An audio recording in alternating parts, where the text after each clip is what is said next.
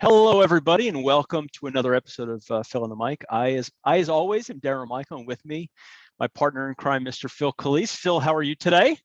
I'm extra excited to be here with our special guest that we have. So this is going to be a fun one. Looking forward to it. That's right. Well, today we've got with us a former Major League pitcher who played parts of 11 seasons in Major League Baseball with the Yankees, Giants, Expos, Reds, Royals, winning 38 games, saving 24, including in a very impressive 3-season stretch where he went 21-7 with 18 saves and a 2.59 ERA. Current all-star financial advisor. Welcome to the show, Mr. Andy McGaffigan. Hey, thanks, guys. This has been a long time coming. I'm glad to be able to get this done today. Yeah, we're so excited to have you, and I know the last 3 months with COVID and pneumonia have just been awful. So really excited, and thank you so much for joining us today. And I just wanted to kind of get started. And you and I kind of talked a little bit about this before, but part of the excitement is, and Phil and I kind of grew up playing baseball like most boys, I would think, and you always dream about playing in the major leagues. And of course, you get to that moment where you realize, you know what, I'm never going to play in the major leagues. But you didn't have that experience. Your experience was different, where you had that moment. And so I wanted to talk a little bit about that. Phil, you want to kind of talk and start us off? Yeah, I mean, I think when again, it's really a pleasure that we have you on here. And so what we were thinking is something that's a little different, is understanding some of these great experience that you've had.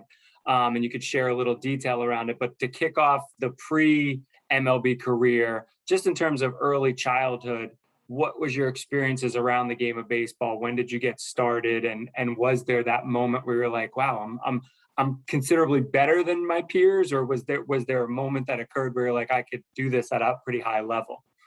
Well, actually, I was a late bloomer. I didn't start playing until I was 12. Okay. And we moved around a lot when I was a kid, never got locked into any one, area for very long. But when I was 12, when I was 10, we moved to West Palm Beach. And then I kind of we put down some roots, and I was able to kind of get plugged in with Little League at 12 years old, and then playing Babe Ruth, 13, 14, 15. Interesting, I got cut from my junior high school baseball team for a year. But I did play Babe Ruth in between, right? And then going to high school, I was the last kid picked on my team, and I didn't play a game the entire year. And when I didn't even get an at bat. I had no plate appearances. I had no field experience at all. I was the kid that sat at the end of the bench, and when the ball went over the screen, that was my job to go get that ball. And so that was a very difficult year, because I was playing with all the guys I'd kind of grown up with, and I was watching them play, and I was experiencing what splinters on my butt felt like. And that summer, I had a real decision to make as to whether I wanted to keep playing or not. And because I could have done anything else, and I chose to stick it out. And over that summer, I grew in height, and I played summer ball, and I got a little bit better. But the biggest thing that changed was I used to be an outfielder. I could run and throw and catch, but I couldn't hit worth any. I was terrible. And so I decided to become a pitcher over the summer. And so when I came back for the season in my junior year in high school, that's when I started pitching. And I use that phrase loosely because I was a thrower.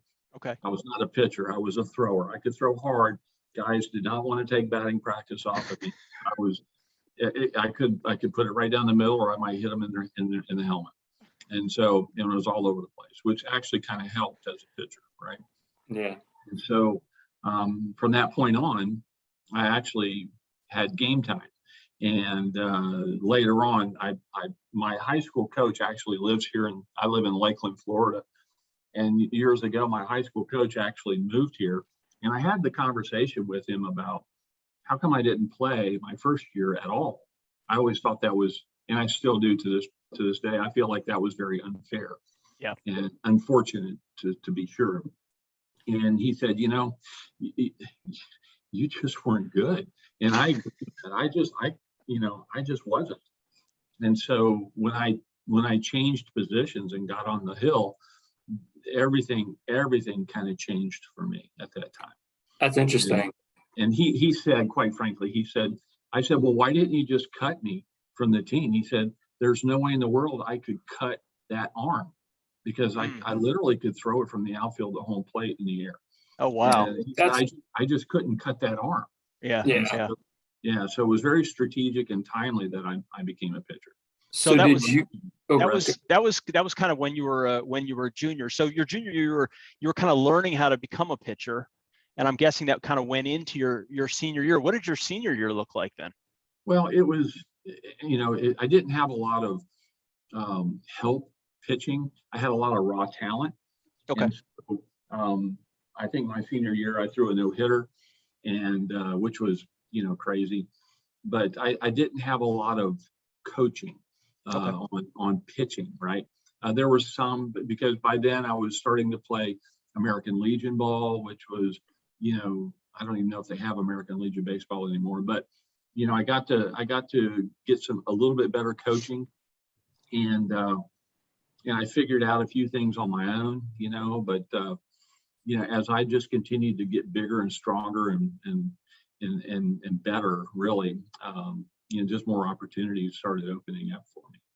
So that's a great testament to, resolve and sticking with something. I mean, that's you tend to think, I guess I do, I'll say for myself, you tend to think that most that go on to have even good college careers were good from a young age, were clearly one of the best one or two players on their team at all times and always stood out. But your story, I'm sure, is not uncanny. I mean, I'm sure there are guys that struggled along the way. The famous one is Michael Jordan, right, in basketball, getting cut from his varsity team. And so it happens. Interesting thing, and I know the draft process has changed 1,000 times, but looking at the draft process when you were, I guess, first drafted in 74, you were drafted 3 times, right? That's I mean, talk about a story of being wanted and making decisions and so many things to go in the way. But it looks like pretty much each time you improved your draft position, or significantly improved it from the first draft to the second. What did that whole process look like? Can you talk us through a little bit around? Sure. The first time when I got drafted by Cincinnati out of high school, that was the biggest surprise of my life. Short of my wife saying yes to marry me, because I literally had no aspirations after high school baseball. I knew that there were always scouts in the stands, but there were 2 players on my team that I always thought they were heads and shoulders above me talent-wise, and I just didn't have any comprehension of my value as a player. And so it was graduation day from high school that I got drafted by the Reds, and you literally could have knocked me over with a feather, because I always thought we had this one kid named Julian Rodriguez, right-handed pitcher, Cuban immigrant. The guy had unbelievable talent, great fastball, very mature pitcher, great slider, good base, high baseball IQ. And I'm, in my mind's eye, he's a number 1 draft pick. But I had no real realization or comprehension of what a number 1 draft pick really looked like. But this kid was really, really good. And so I always thought that all the scouts in the stands were there to be in front of Julian Rodriguez. And then there was also another guy named Greg Dahl, who was a third baseman, first baseman, catcher, really good guy, good player, really good offensive player, good defensive player. And I'm thinking this guy's going to get drafted too. And that was about it. And then on graduation day, Julian did get drafted. And I forget, it was like the 27th round or 28th round. And I'm like, holy cow. And I got drafted in the 29th round, just right after. And I'm like, oh my gosh, what just happened? I was totally caught flat-footed on this. Yeah. So just blown away. I'm sure. That was a pretty exciting experience. That's I got would to be think so. incredible. From the experience of getting that, I guess the phone call, right? Was it a phone call? You get a phone call, blows you, knocks your socks off. What is the decision to go on to, I believe, what is it? West Palm? No, we're Palm Beach State. What's the decision to forego Right. going off with the Reds and going there? Well, again, because I had no real understanding of what it meant, I had no idea of what even it meant to get drafted in the 27th round or whatever round it was. Money wise, I didn't know what that meant. Where would they, send me? And so when in between the time when I got drafted and I actually met with the scout to talk about, do I accept the offer or do I decline the offer? I kind of looked at my dad. My dad was like, I don't know. and so there was another former major league player, Ken Johnson. He was a right-handed pitcher for the Braves and the Astros and the Expos and about 10 other teams. He was my American Legion coach, and his oldest son was my shortstop on my high school team. So I remember going over to his house one night and asking him. I said, Coach, I don't know what to even. I don't even know the questions to ask, let alone what my answers should be. And because I'm thinking about, all right, so is there going to be a bonus involved here, a signing bonus, or what? And so he kind of loosely walked me through how he knew it to be, what his experiences were. But basically it boiled down to, he said, well, listen, the bottom line is they're going to probably offer you some money, but maybe not. And you have to decide whether you want to accept that or not, if that's good enough for you. Because even by this time, up until that time, let me rephrase it, up until that time, I didn't even have a college aspiration. I was going to go pick nails with my neighbor across the street who owned a construction company. I was going to be a carpenter, right? So, but in between that time, my junior college baseball coach offered me a full scholarship. Now, a full scholarship to a community college is not a big deal financially, but it's a start, right? Yeah. And so, like no other institutions had given me any interest at all. And so I had that at least in my back pocket. So when George Zura, I still remember him, he was the scout that drafted me. He came over to the house, got my mom and dad, my sister sitting on the couch in the living room, and George is there and he's talking about, the Cincinnati Reds are very interested in me and they're gonna give me an opportunity to go play baseball. They're gonna put me in Billings, Montana, and they're gonna pay me like $400 a month. And I look at my dad and I said, so we're not talking about any kind of a bonus here. He goes, no, in your slot, there's really not any money. Yeah. But we do give you an opportunity to go play. And I said, well, I don't think I'm really interested in going to Billings, Montana. I appreciate the opportunity, but at least I've got a 2-year scholarship here at Palm Beach Community College, and I think I'm going to go that way. And to his credit, the scout looked at me and said, son, I think that's a good decision. Oh, wow. Yeah. So he said, because here's what I'm thinking. I'm thinking, number one, physically, I'm not really prepared for pro ball. Yeah. Emotionally and mentally, there's no way I would want to be out on my own right at that. It just wasn't it wasn't a good fit for me. Yeah. 18-year-old kid from Florida to Montana. That's yeah. And you're only going to play for 3 months. It's a half season league. Yeah. It's rookie ball. Yeah. Right? Yeah. You get to play June, July, and August, and then you're done. Yeah. Right.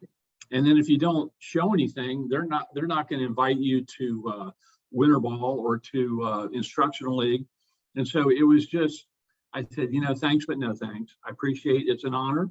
And it was to get drafted, but I think I'm going to go play baseball at Palm Beach Community College. So yeah, no, that's incredible. And then, so, I mean, I want to be cognizant of time, and I know we're going to talk a lot of MLB career and experiences there. When you get drafted the second time, and then obviously ultimately the third time, that's a totally different experience, right? Because now you're going up in the 5th, 6th round. That had to be a very different experience, right? Even in terms of signing bonus and the whole thing. Well, yes and no. The second time I got drafted by the White Sox, same round, in the 6th round, I think it was, or 5th round, I forget when it was. There was no bonus. They were just going to send me to A-ball someplace. Wow. And by that time, I had 15 other scholarships to go play all over the Southeast. Oh, wow. And so I'm like, listen, I've got, at the time I said, I've got $60,000 to $80,000 worth of scholarships in my back pocket right now. Because I had, I had scholarships to Florida and Mississippi State Mississippi State and Clemson and Georgia and University of Miami. And I'm like, something doesn't make sense here. Yeah. I said, listen, I'm just going to I'll go take advantage of what they're going to offer me at Florida Southern. And I did. And again, it was an honor, and it was a real neat thing to get drafted again. That shows you that you're now a prospect, right? And so, that's what I chose to do. And then when I got drafted again after my senior year in high school by the college by the Yankees in the 6th round, they actually gave me a signing bonus, and it wasn't a lot. In fact, it was only $6,500. So not a lot of money in comparison to what they're giving out today for picks, right? But it's all relative, and no harm, no foul. I got a chance to play, and I took advantage of it. Yeah, let me ask you a quick question just to take back for a second. But I'm wondering what was the difference between high school ball to community college than to regular college? The competition always was better. High school I played, South Florida, there's a lot of good baseball. But when you go to the community college ranks, there's some really good baseball. I mean, it's the best players from every team that actually get to the junior college. Would you equate it to like an all-star high school baseball team? No, it's better. It's better than that. It was better. Yeah, because the guys are bigger, they're stronger. They've seen good pitching, they've seen good hitting. The competition is better, especially at the Florida junior college system is renowned. It's really, really good. I mean, you look at the guys that came out of the, Dade North, Dade South, Palm Beach, Indian River. There's some really strong players that came out of those leagues, out of those teams. And so it continues to this day to be a really strong feeder, not only for MLB, but also for, NCAA different. Yeah. Now your senior year, I mean, you were just lights out. I mean, the stats are great. I think it was 16-2. Didn't you win the championship that year? We did. We won our NCAA Division II championship my senior year in college. Yeah. Okay. What's it like winning a title like that? It was really, really fun. We had such a great team, and in fact, on this Friday, a lot of us are getting together and playing golf down here in Lakeland. So it'll be a lot of fun getting together. But all the guys were just really, really good. My junior year, well, when I signed my letter of intent to play for Florida Southern, it was supposed to be for a guy named Hal Smelsley, who was just an icon in college baseball. He'd been at Florida Southern for like 35 years. He's got several national championships, et cetera. But in early August of that year, when I was supposed to have my first year at Florida Southern, my dad reads in the newspaper that, hey, Coach Smelsley just retired. Wow. I went, what? And so I call him up and I say, Coach, I understand that you've retired. He goes, yeah, I have had some health issues, and my doctor said I have to either quit coaching or quit being the AD because I can't do both. And I said, well, quit coaching. I said, okay, this is a problem. Yeah. Because I came to play for you and the program. And he said, well, the good news is we've got a really good guy coming in. And I said, okay, so who is that? And he said, well, I can't tell you. What did you just say? He said, I can't tell you because he hasn't technically signed his contract yet. And he said, but the good news is, you know him. And I'm like, well, that narrows it down to about 1,000 different coaches. And he said, and more importantly, he knows you and he really wants you to be on his staff. So I'm like, well, I got to really think about this. So I said, I'm going to need a day or two. So I hung up the phone, and 2 days later, it came out that Joe Arnold, who was he was the pitching coach at Dade North. He was just a unbelievable talent that everybody knew in South Florida as just a great guy, and he was our head coach. So when it became obvious that he was, I signed right away because, you know, I agreed to come right away because he had that much influence on me. And he had seen me pitch probably 40 times over the last 2 years, you know, spring and, you know, winter and fall, winter and spring leagues. And so I was very pleased, but he set the tone for our team in our junior year. In our very first team meeting, he made a statement because this guy was a hard charger, high achiever, just type A driven baseball player as a player and as a coach. And he just carried that with him wherever he went. And he said, you know, you've always heard it said that you can't win them all. He said, why not? And I remember looking around at the other guys going, well, that's different. I have never heard that before. And from that moment on, he just absolutely lit a fire in our team and under our team's behind. And, you know, it just drove us to achieve very high numbers. So question for you, when you know, obviously you're progressing, you're meeting these different challenges as you're progressing through junior college and then ultimately in D2, is there a moment that comes where you're saying, I know I can play in the majors? Because obviously, as you talk through your early childhood, there wasn't even a thought of really playing in college, or even, you know, your experience was a little different in terms of this great talented pitcher. Was there that moment where you're like, I think I can do it? Well, I think that really happened for me later in my minor league career in Double-A. My second year in Double-A, when we were in Nashville, I was 15-5, and I led the league in strikeouts and ERA and wins. I kind of had an idea I could make, because the biggest jump in baseball is from Double-A to Triple-A, not from the Triple-A to the big leagues. And when I really just ate up Double-A, I had a very good idea, and I knew the guys that were in Triple-A, and I knew I had as good a stuff or better than them. You know, better fastball, better slider, and I had a work ethic that was, you know, that was one thing that my junior college coach instilled in me, is just be the best at whatever you choose to do, whether it's a garbage man or a baseball player or a math teacher or whatever. Excel at it, do your very best, leave everything on the field, and don't have any regrets. And so that was a big thing that Dusty Rhodes, that was my coach, he just instilled that in us and just beat it into us, and he just made us believe it.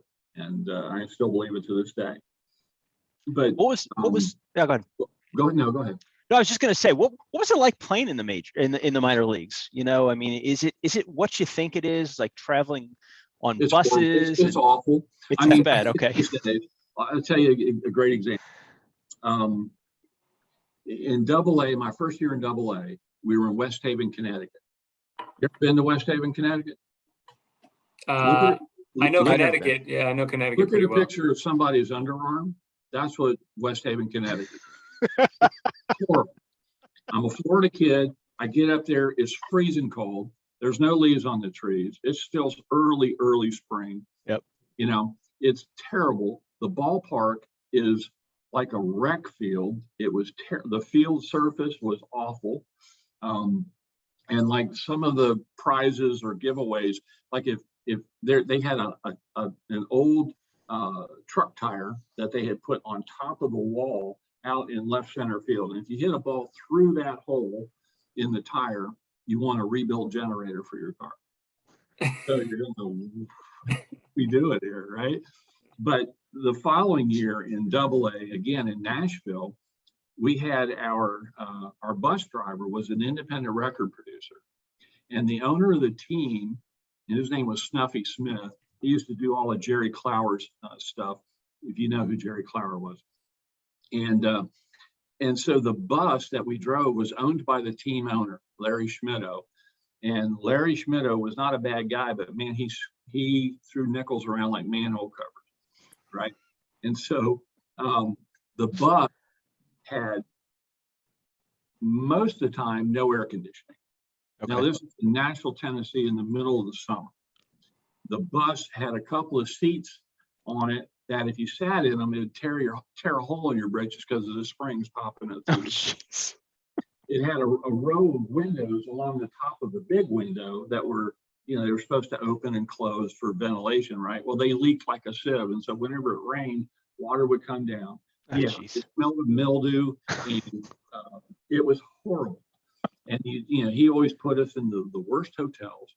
Like when we played the Knoxville Blue Jays, we stayed out on I-40 about 30 miles outside of Knoxville in some Motel 6, and the only place to eat was a Waffle House that was across the street. And that's where you ate morning, noon, and night. So it was terrible. And I'll tell you what, it's by design that is terrible, because you either get motivated and get the heck out of there, or you go home. Yeah. Because nobody wants to stay in that situation for very long. Right. And you're not making any money on top of it all. So. And it's interesting, it's all in the news now, right? So all you hear is the minor leaguers talking about in pay increases, but in improving the life and the job and what that all looks like. And I don't know where it's all going to land, but there's a lot of traction finally around it. It looks like. And there really is, and I'm glad there is. And because what people have found out and discovered is that, especially owners of minor league baseball towns, it's a very lucrative business.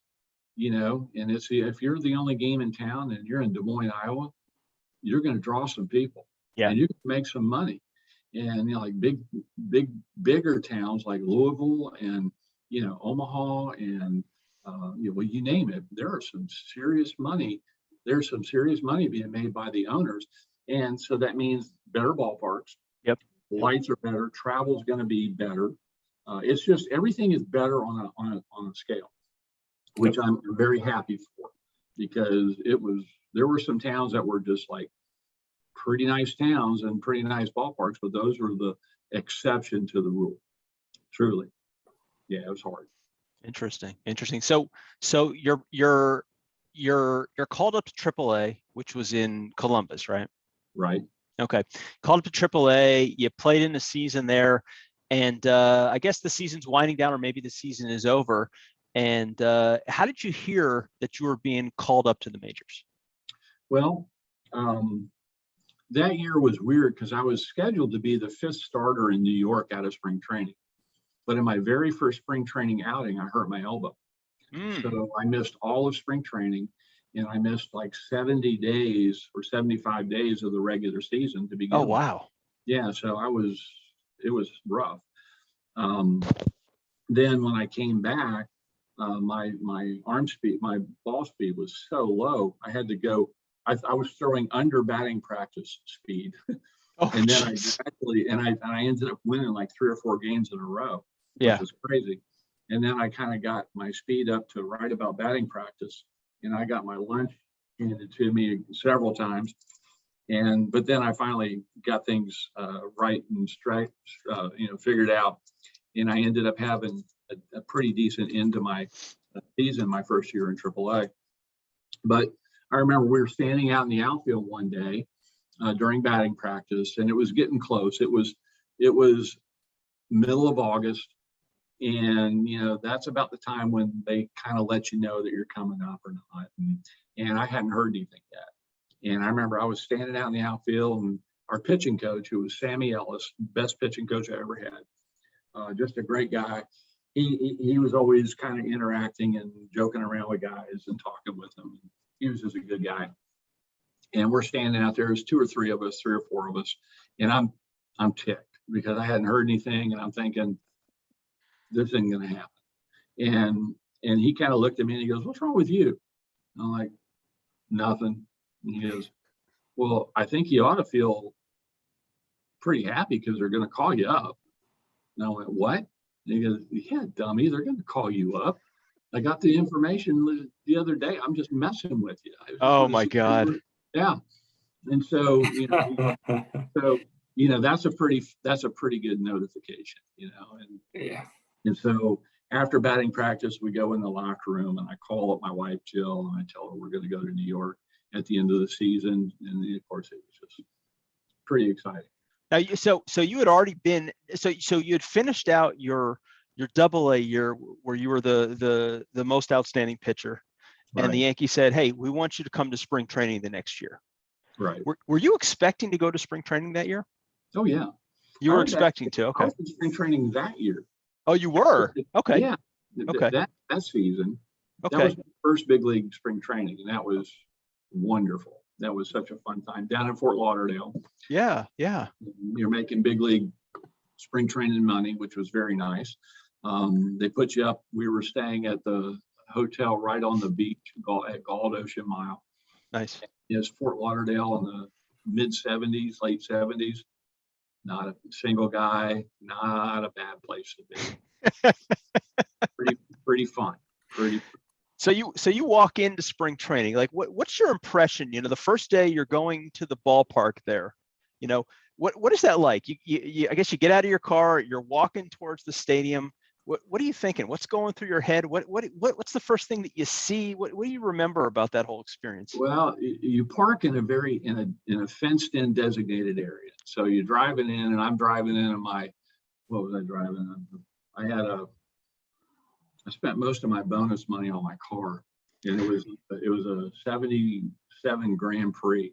Okay. That's a pretty hot car. And I drive into the parking lot, and there's Mickey Rivers' Rolls Royce, and there's Reggie's Porsche, and I'm like, I'm instantly the lowest guy on the totem pole, and I might be below ground.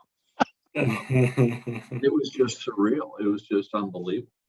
And you walk in the locker room, and you look around and you're going, man, do I really belong here? It's just like it's like you're back in first grade again. You're like, I don't know anything.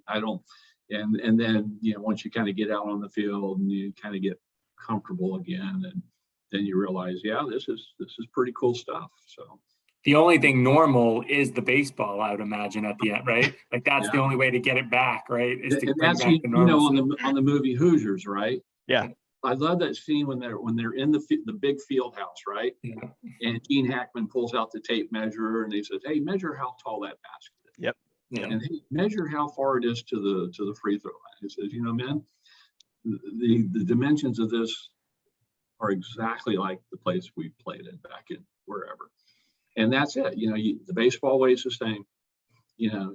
Everybody has to put their spikes on. Everybody's got, it's the same game. It's just at a higher level. Everything is bigger, faster, better. But it's just ultimately it gets down to it's the same game. Yeah. You got to get past that in your head. And what were your interactions like with those existing Yankee players that that I'm sure that you had grown up and watching these guys play? What was it like? Are these guys friendly? Were they welcoming?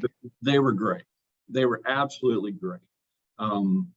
Reggie Jackson, for all his issues, whether it's self-inflicted or just whatever, he was great with me.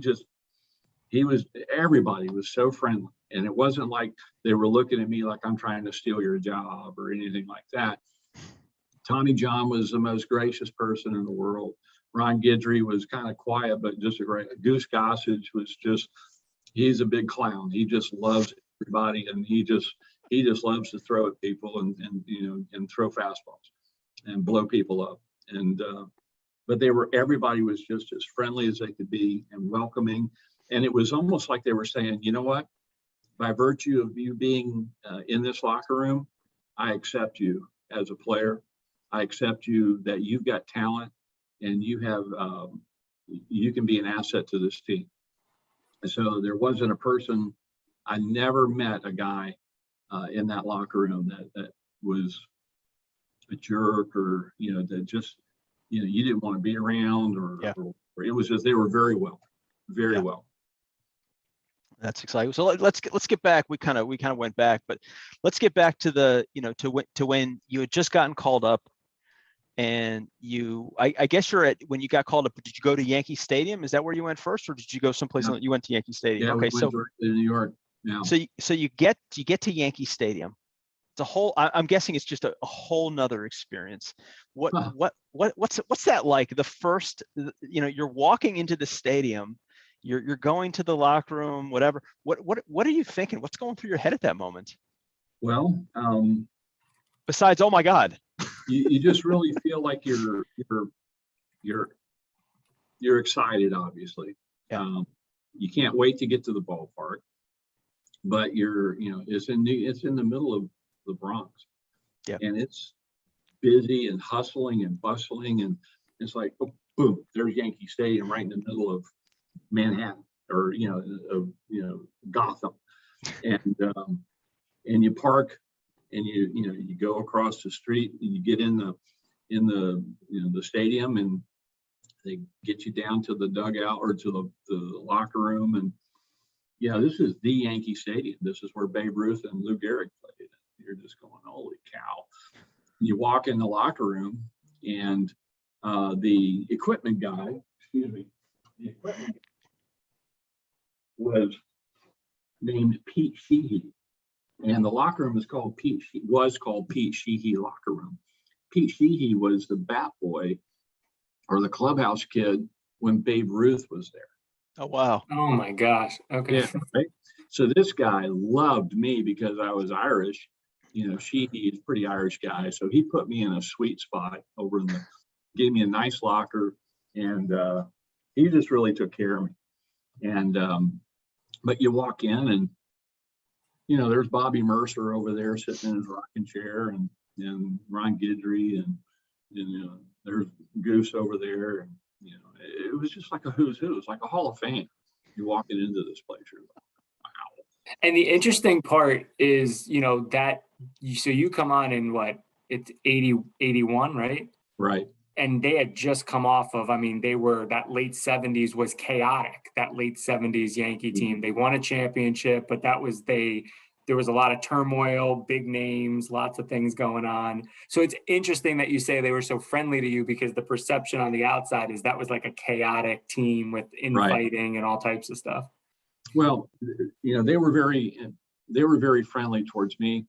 New York carries its own gravity, and Yankees. It's like it's an entity unto itself.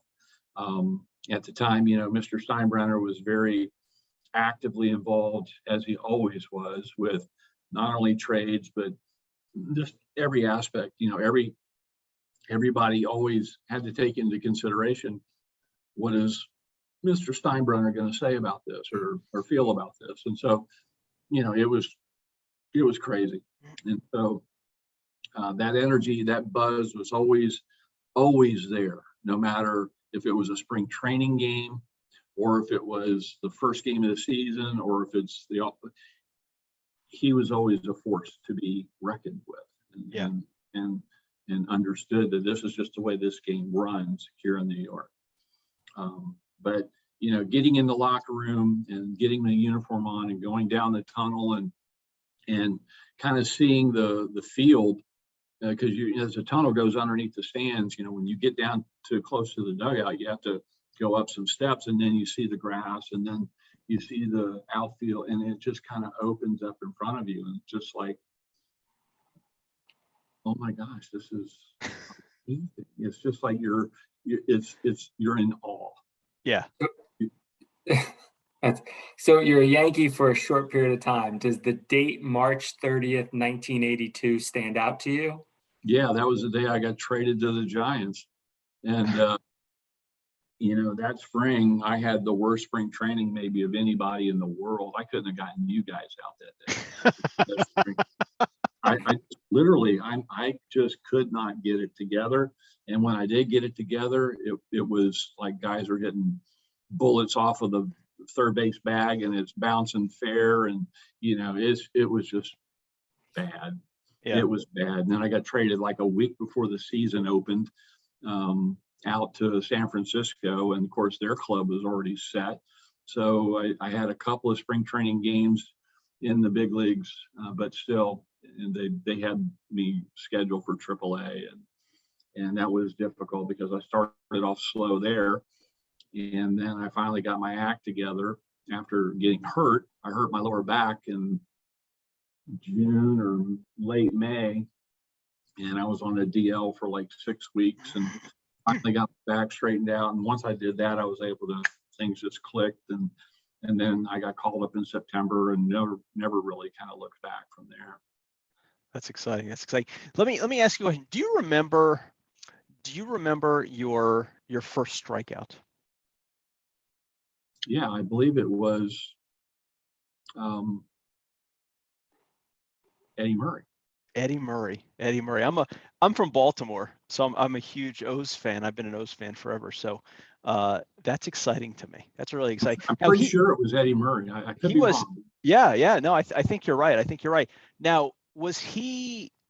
I mean, he was a couple years into his career, but was he a great player at that time? Yeah. He already was. He was a 4-hole hitter and just just a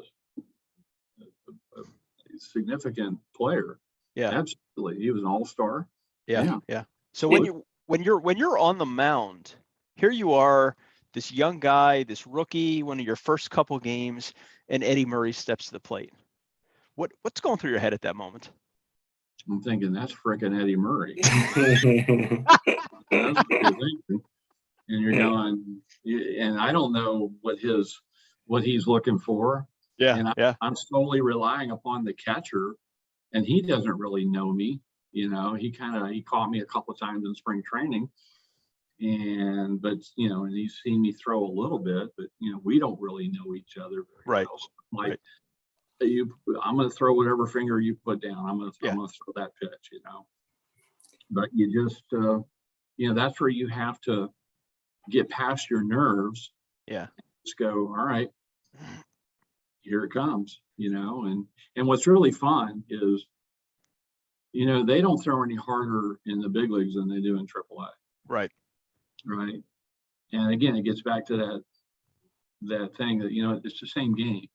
You just have to believe that you got to believe that. Yeah.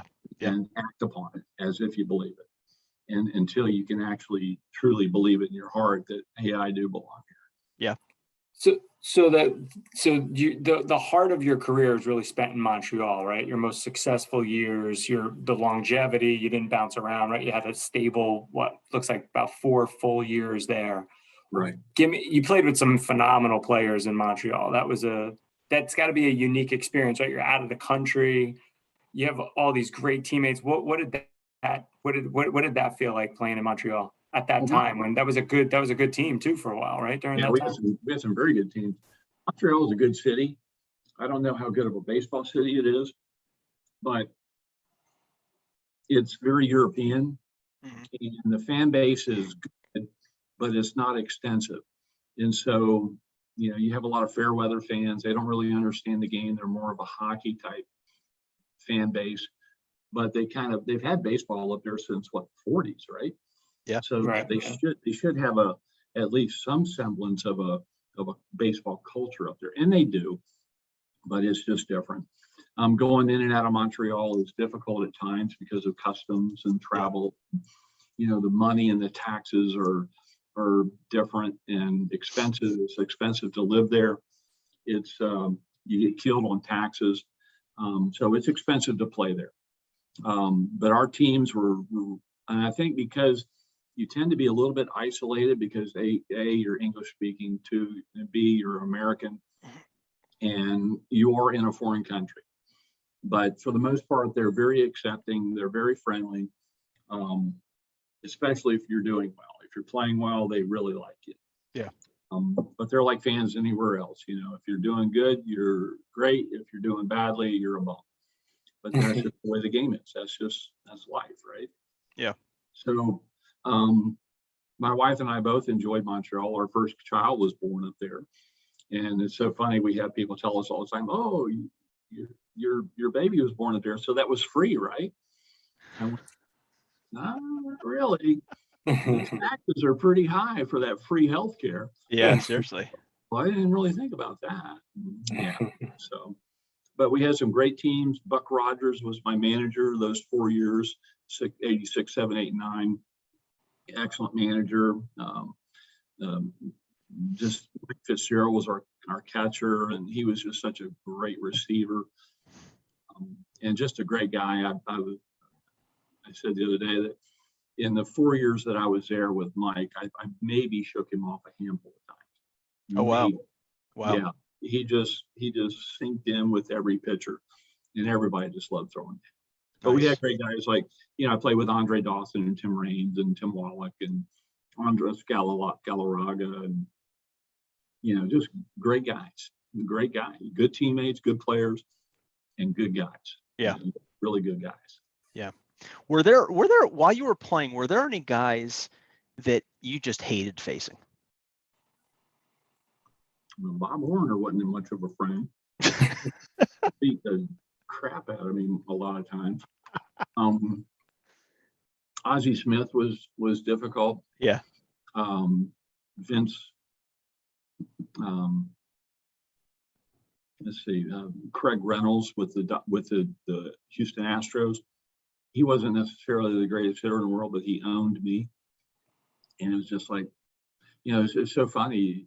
Like, I don't think Pete Rose got a hit off of me, or Mike Schmidt maybe got one hit off me or something. But, guys like Craig Reynolds, they owned me. It was just like, just go figure.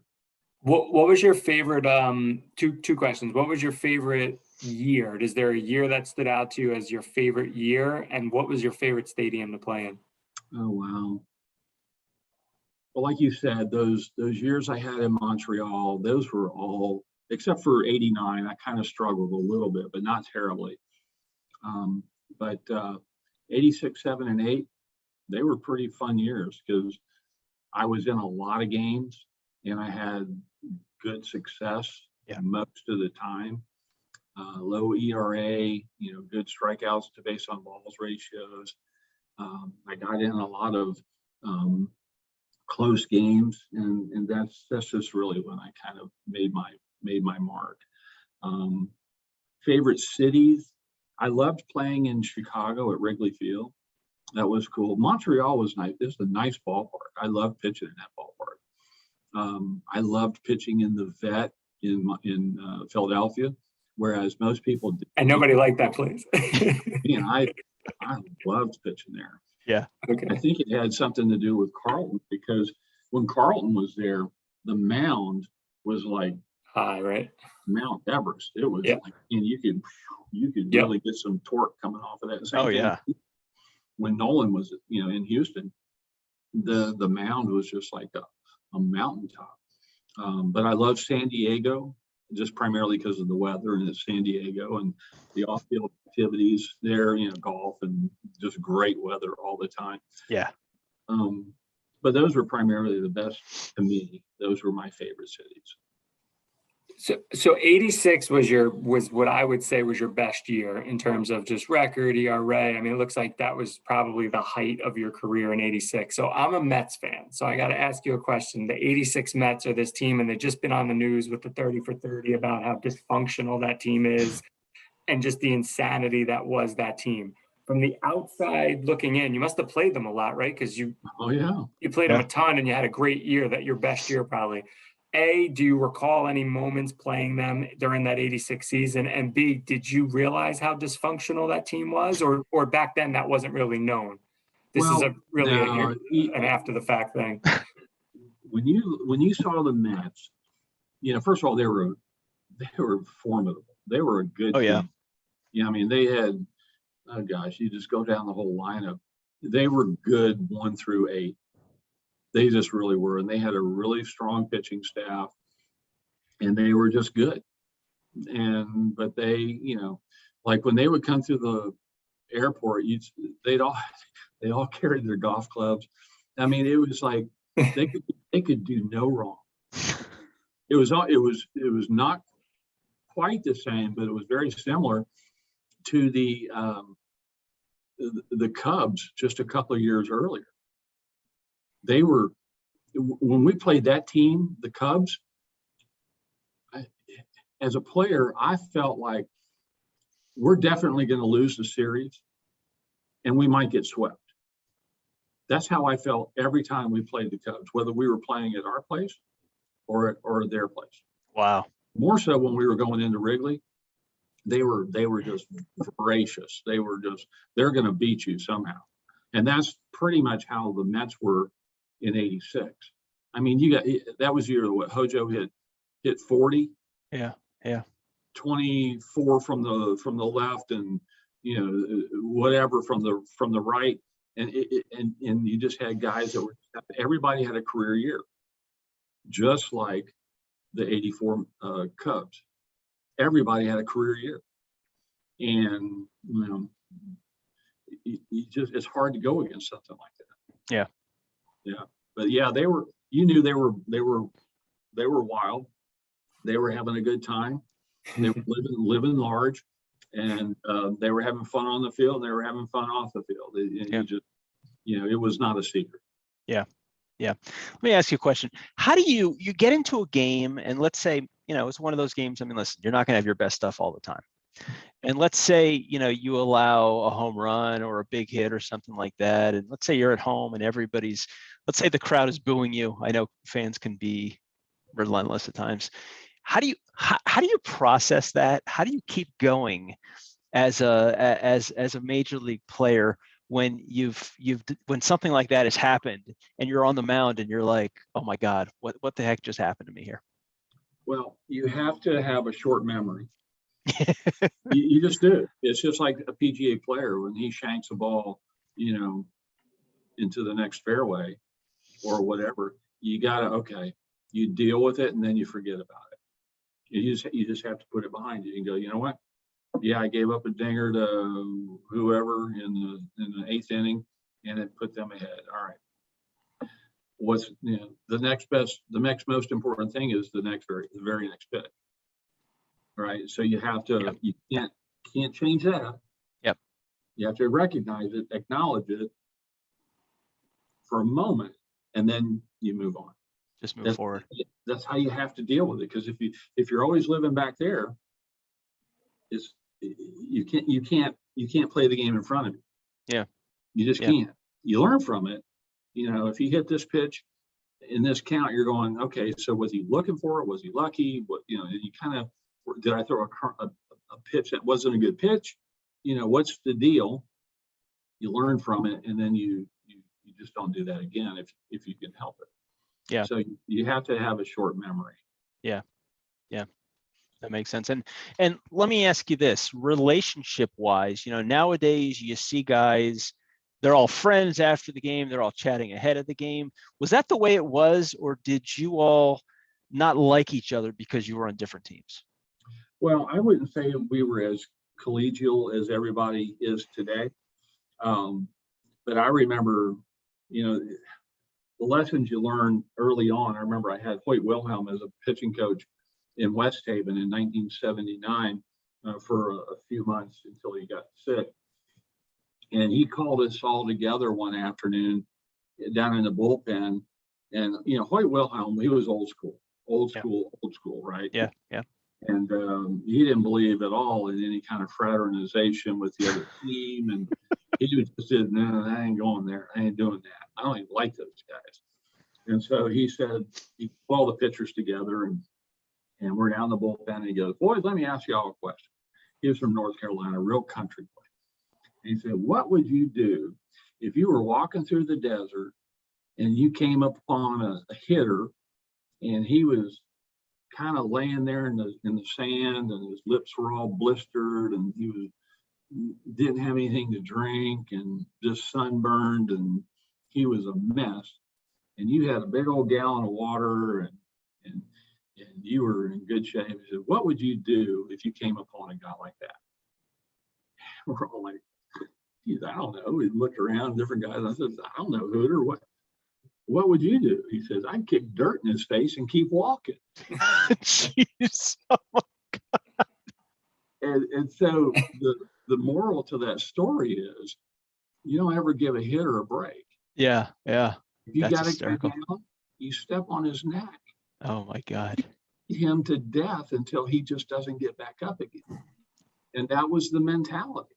Today, just like I'm watching these games today.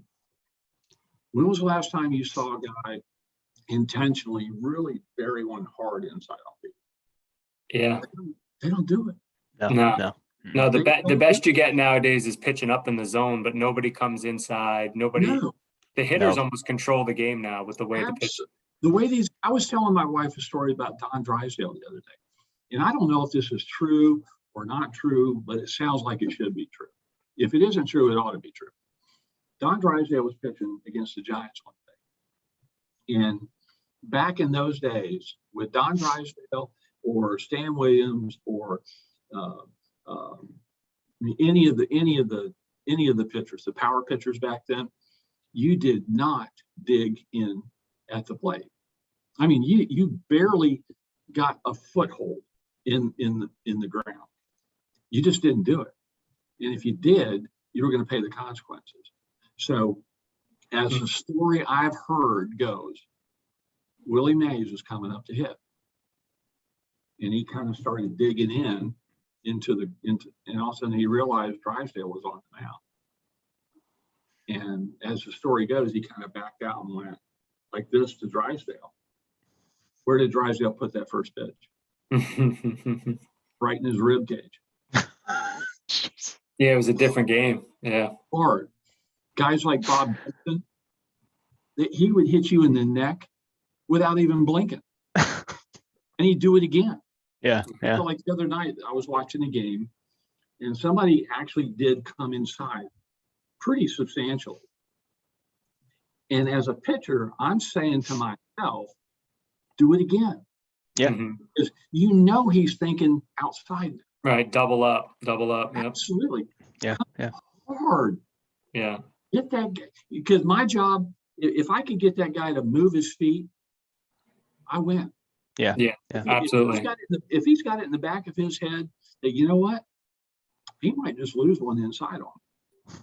And I got to say, as like a fan, true. and I'm a Mets fan, so the Mets have had a lot of hard-throwing pitchers recently, right? From DeGrom, Syndergaard, Wheeler, right before he left. Yeah. Nothing more maddening as a fan to watch a guy who throws 100 get lit up on the outside corner because the hitter has no fear anything's coming inside.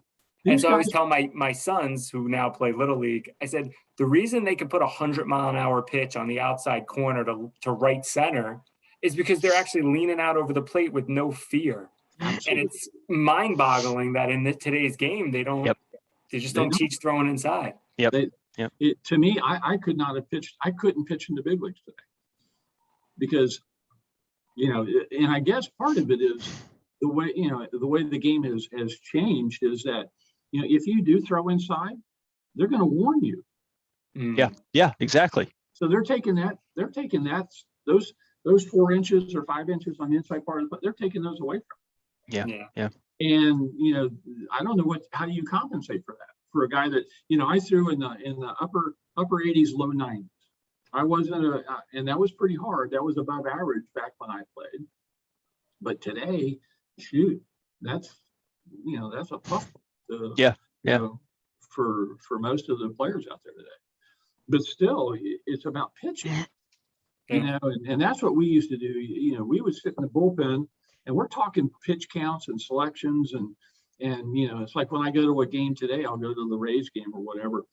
And I don't sit there and watch the game like normal people because I'm not talking, I'm not chitty chatting, I'm looking, and they'll ask me, like I take clients to the games all the time. And they'll go, well, what are you thinking right now? And I said, well, okay, so it's the second or it's the fourth inning. And it's now the second time through the lineup. What did this guy do his last at bat? And I go, I don't know, I was drinking a beer. You know, and I said, well, what pitch did he hit? Or, you know, and they go, how do you know that stuff? I said, well, that's what I did for 25 years. Yeah. Right. And so I'm as I'm watching a game, I'm pitching. And I'm going, all right, my pitch count, my pitch selection, my location. I'm thinking that, like, that's how I watch a ball game. You know, what did this guy do his last at bat? What's the count? You know, who's on base? You know, all of these things. Those all kind of, it's like this running ticker tape in my head. Of this is what's going on. And most normal people who watch a ball game, you know, it's like, you know, they have the shift on. So what you know, do I want to pitch to the shift or not? You know, and so it can be very interesting watching a ball game through these eyeballs. I'll tell you. I could believe it.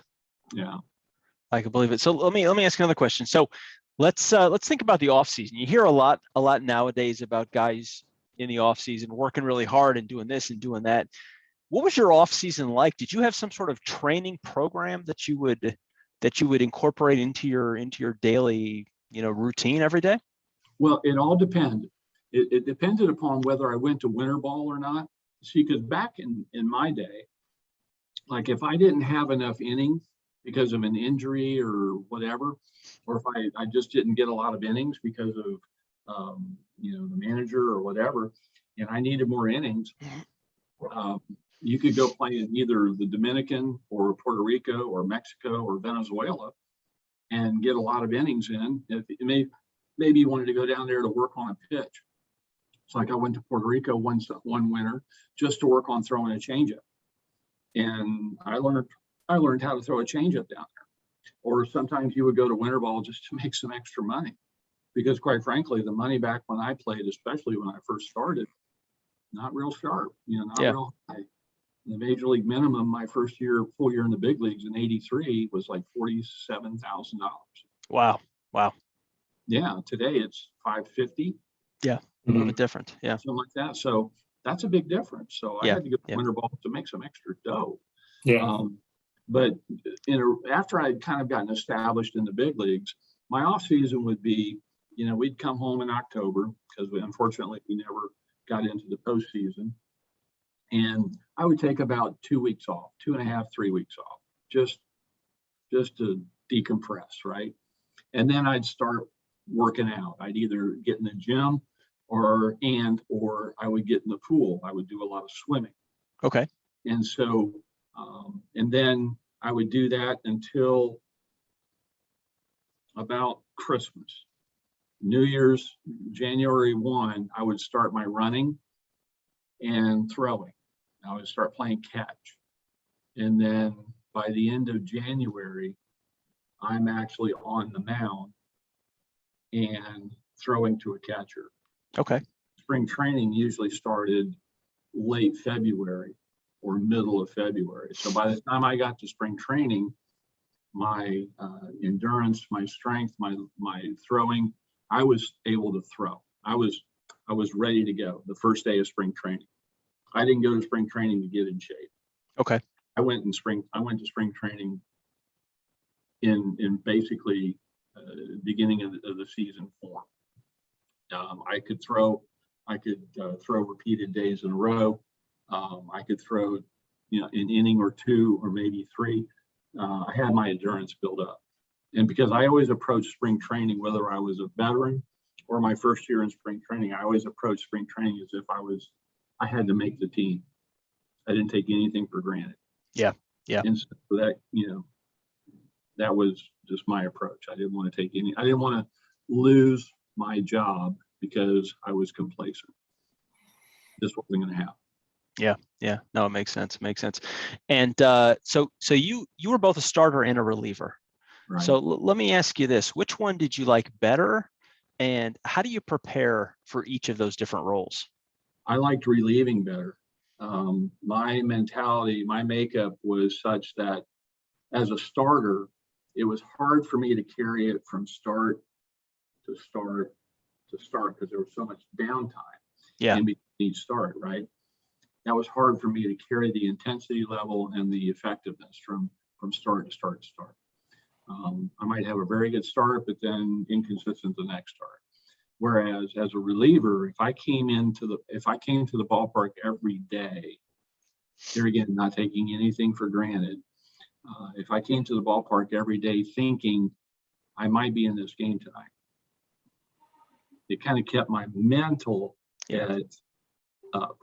And I was fortunate to have the type of arm and body that could pitch a lot of appearances to be in a lot of games. And so I ate up a lot of innings for guys and got in a lot of ball games. And so I just had good recovery. I had good mechanics. I have very few physical issues, bone spurs or whatever. I just, everybody's got bone spurs, but mine were pretty cool. But it's like the difference between being a marathoner and a sprinter. Yeah. And I just had more of a sprinter mentality. And that's just how it just worked for me. Yeah. It just for me. Yeah. Well, now looking back over your baseball career, how would you just summarize it? Your own personal experience, your whole career, the years of playing all throughout your life. How would you just summarize the whole experience? I was a late bloomer. Early on, told me my story through junior high school and high school and even college. It wasn't until I got to Florida Southern that I really had good numbers, really good numbers. And I didn't have good numbers in junior college because I had such an awful team. Yeah. I mean, it's hard when you're playing for bad ball clubs. It's hard to have a winning record and even a decent ERA at times because, guys don't get to balls that they should have gotten to, or, it was just, but natural talent kind of got me through to the next level. But I think if I were to summarize my career, I had a really good career. I had good stuff, and I had some great teams, but I had a good career. I was successful, and it's like when we get together in the alumni, when the Major League alumni get together, you kind of look around the room, and some guys had, they were still a big leaguer. That kind of puts them in a different echelon, right? Yeah. I kind of look around and I know what my ERA was, and I know what my hits per innings and walks, strikeouts, the things that matter. I had a guy come up to me in church a couple of years ago, and he said, "Man, I was looking at your numbers. You have a really good career." And I went, "Well, thank you." And he said, "Do you know what you'd be making today if you were playing this number?" Yeah. You're like, "Thanks." Yeah, I do. And he goes, "Man, do you ever wish you were playing today?" And I'm like, "Well, maybe." It's but I would classify my career as a successful big league player. I was never an all-star, but I had really good numbers. And the slot I was in as a middle reliever, short reliever, you don't see too many of those guys in the all-star teams. True. Right? That's true. Yeah. But when I look back and I look at my numbers, I'm like, I'll put those up against a lot of people. And Absolutely. Yeah. So I don't have very many regrets in baseball. Got a couple, but everybody does. Sure. Yeah. But it was a great career. Had a ton of fun, and escaped the game healthy and on top of things. And so it was a good career. That's exciting. So tell us about your career now, what you're doing with yourself now, how long you've been doing it, and how you got into this role. Okay. Well, I'm a financial advisor with Northwestern Mutual, and I've been doing it for almost 21 years. I got recruited by my best friend here in Lakeland, who had been with Northwestern for about 15 years. After my retirement from baseball, I got involved in a golf business, helping nonprofit organizations raise money, putting on these golf tournaments called a golf marathon. Okay. And it was fun and it was different. I got to play a lot of golf and travel a lot and made some money and did okay with it. But it was just, every year I'm having to reinvent the wheel with another organization, and it wasn't really fulfilling or satisfying. And then I got recruited by another financial services company by another former teammate of mine, Brian Holman, who was a right-handed pitcher for the Expos and the Mariners and somebody else, I can't remember. But he was working for a company out in Seattle as a branch manager, and this company had offices all over the country, and they were looking for a branch manager in their Orlando office. And when he called me and he said he put my name in the hat for that job, I said, I don't know anything about A, being a branch manager, or B, the financial services world. Yeah. And he said, well, you can teach a monkey how to do the financial services stuff. We just need somebody that's got integrity, that's trustworthy, that likes working with people, that's, honest and, good guy. And he said, you can learn all the other stuff. And I said, well, I'll look at it, and so I started talking to the headhunter, and they put me through different personality profile tests, and they went all different kinds of testing and interviewing, and so I went through like 3 or 4 different interviews, and finally, every time I'd get some questions that I really didn't know the answers to, I would ask my buddy with Northwestern Mutual that recruited me. I go, hey Tommy, what does this mean? What is that about? And he'd answer the questions, and then after the second call, he said, well, listen. If you're interested in this area, you ought to interview with us because you might like it. And so I thought, well, yeah, maybe. Okay. And then the next call, I bring back more questions to him. And he goes, hey, I know I said the other day that, you may want to interview with Northwestern Mutual, but you really ought to. I'm like, yeah, I don't know. So after the 4th call and the 4th interview with the other company, he goes, hey, dummy. Do you want to go work in Orlando? I went, no. He goes, do you want to commute to Orlando every day? Do you want to live in Orlando every day? I'm like, no way. He said, well, listen, you can do everything they're asking you to do over there. You can do it right here and be 15 minutes from your house. You ought to interview with us. And so I did. Yep. Finally, the lights came on, right? So I interviewed with Northwestern. And the other company had decided not to make me an offer for the managerial role, but they did offer me another position with the firm. Yeah, it was pretty gratifying, but I decided that the contract offer with Northwestern Mutual was better suited for me and a better fit. And so that's how I kind of got started, and that was almost 21 years ago. Wow. And so it's just been a great fit for me. It's a great company. We help people, we do planning and just help people identify where they are and where they want to be and where the gaps are, and be able to fulfill those gaps with, best in class products and services. And so it's just been a really nice fit for me, and I'm still plugging away. That's great. That's great. That's awesome. Well, Andy, listen, we're not going to keep you any longer. We've kept you way too long. So thankful that you came on today. So much great information, and really getting into your head and experiencing game through your eyes has been just incredible. So thank you so much for joining us today, and we really appreciate it. It's been my pleasure, and I love doing this kind of stuff because it helps me remember. Yeah.